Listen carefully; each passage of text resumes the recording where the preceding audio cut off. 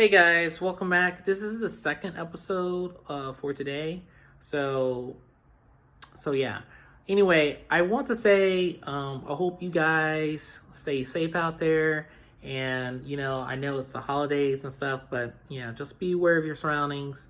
And yeah, let's get on the show on the road. So the next thing we're reviewing, it's called Queen's Gambit, I believe. Yeah, it's a new it's a new show series, like I guess a limited series from Netflix. But this only has like 7 episodes. But I gotta say, like, I did definitely enjoy this show more than I enjoyed the last review. More so because it was kind of more different. Like, just to give you a premise, and mind you, there will be some minor spoilers, just to give a heads up, but it won't be too much that will spoil the mood to where, like, oh, there's no point in seeing it. You took the surprise away. So I'm not gonna spoil everything, but I am gonna say some things on it. So on Queen's Bandit, the Gambit, I mean, it starts off with this girl named Hermana, and you find out, okay, she has a mom. They're driving really fast on the road. Her world gets turned upside down because something happens to her mom, and now she becomes an orphan. So she's like, I'm an orphan now. I literally have to go to this orphanage where there's these other orphan kids, and the place was literally a school where they try to teach them manners, make them act like behave behave in a well way, but at the same time, basically when people come to adopt some of these kids, you know they try to make them like, hey, this is a pretty child that you could literally get, and she definitely would be respectful to all your rules. And not only that, she knows some schooling and stuff like that. And a lot of the times, what some of the parents didn't know, that, like, these kids, they were taking vitamins, but at the same time they're also taking another medicine that actually was kind of an addicting type of medicine.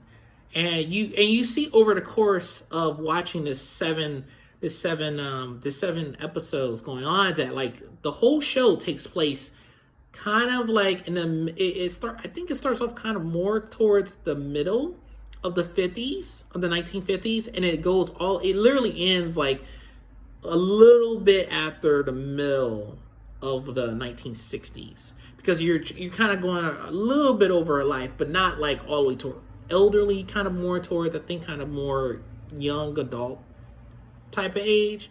But anyway, so, like, she loses her mom. She becomes an orphan.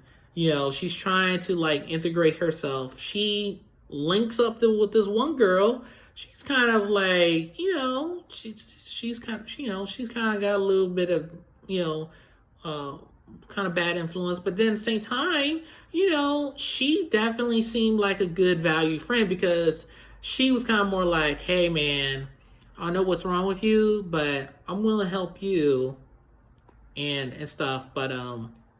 But yeah, just watch my back, kind of sort of ways. And if you think about it, as she's slowly been living there year after year, each of these girls kind of get a bond together. But then at the same time, this one girl who comes in, Hermana, who's like, she's just trying to, like, make sense of this world. She sees this guy down the basement playing this game that she never seen, and what intrigued her was the board. And, like, every time, because she was really good at math, really good. So she was always done with her math work, or whatever she was doing, and then she was able to go downstairs and kind of just help clean the basement. And, like, I think the second she saw the board, her curiosity peaked to where, like, okay, I have to find out more about this. And the thing that intrigued her was chess, because this guy slowly, at first, he was a little bit offensive. He didn't want to, I guess, teach her how to play it. But then sooner or later, he came around.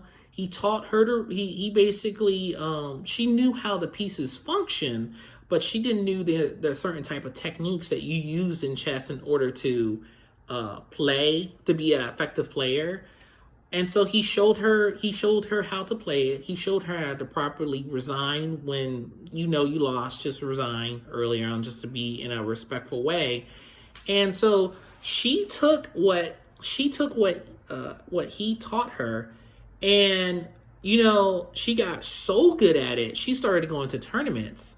But before she got into tournaments, someone wanted to test her ability, and so they had her go and like play against a whole bunch of men at the same time. She whooped all those guys, and I think all these guys were in like high school. So I mean, like, she had the potential to be a great chess player. So you see her go from basically I didn't have a mom to where like she now gets adopted, and then and I feel like one of her biggest issues was like literally I feel like there were in two ways. She definitely, she definitely had a drug problem early on from early age, because I mean, like, it didn't help that the orphanage was basically giving them addicting, tranquilizer pills that were like they were really good for, like, I guess for sleep and just being addicted. Addicting to the point where like you gotta have, you gotta have them like almost once every day.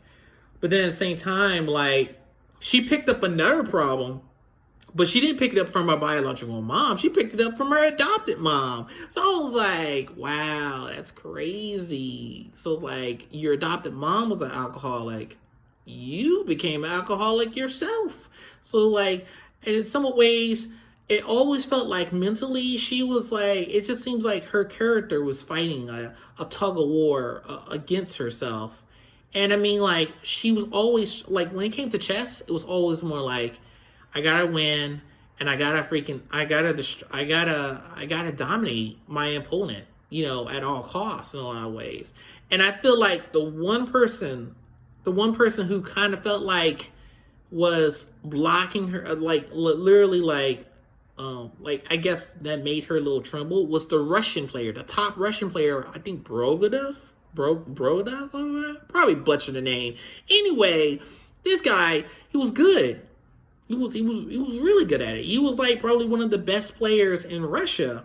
And she gets to fight him one time, and she lose. And so like, I feel like in some ways, during the times that she's been playing chess all this time, she's been improving her game and her technique. But then at the same time, it felt like her personality was getting a little bit warped at sometimes, because of the times it appears where like she lost really bad, or she lost bad to the point where like it was like it wasn't looking good on her, because like she had other issues that was coming into play that was like affecting her life.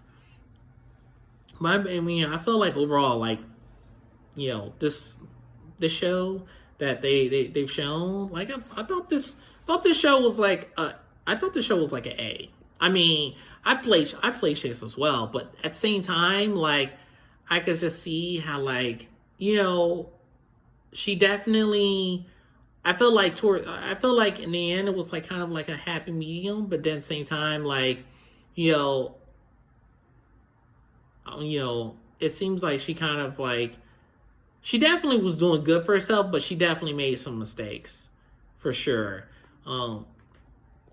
But yeah, would I recommend people to watch it? I would say, yeah. I mean, I believe it just recently came out this year, last I checked. But yeah, it's definitely one of those type of. It's not like I will say this, like, there's almost no type of action going on in this series. Like, literally, if you think about it, the only action that's going on is literally going on the chessboards for the most part. And I mean, I know some people are not really big on chess because it is kind of like a thinking type of person's type of game, because you're trying to analyze what the person's going to do next, and then you're trying to also think how you're going to counteract that person's strategy with your own strategy, and yeah, I mean, like, I feel like it was definitely something worth to watch for what they have, even though I feel like, it's only going to be a one season type of show. So I mean, I feel like that's gonna be it. I don't think they're gonna do like another season or any more about this. But yeah, that's it for this episode. I like to say, like, again, thank you for everyone who watches this, and yeah, if you please smash the like button or subscribe, and I will see you guys on the next one. Bye.